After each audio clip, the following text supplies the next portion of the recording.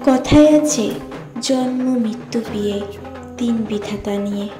আমাদের জন্মানোতে হয়তো কোনো নিয়ন্ত্রণ ছিল না, মৃত্যুতেও থাকবে না, কিন্তু বিয়েটা জীবনের এমন এক ঘটনা, তার সবটাই হয়তো বিধাতার ইচ্ছায় উপনির্ধারিত। কিন্তু আমাদের মনে হয় বিয়েটা আমরাই করছি। এটাই সেই সন্ধিক্ষণ যখন লৌকিক রীতি মেনে আমরা অলৌকিক ইচ্ছাকে সত্যি করে তুলি। তোমার সাথে হয়তো বিয়ের আগে আলাপ হয়েছে 1 বছরের, কিন্তু বিশ্বাস করো, একেবারে মনে হয়নি তোমার সাথে আমার আলাপ মাত্র 1 বছরের।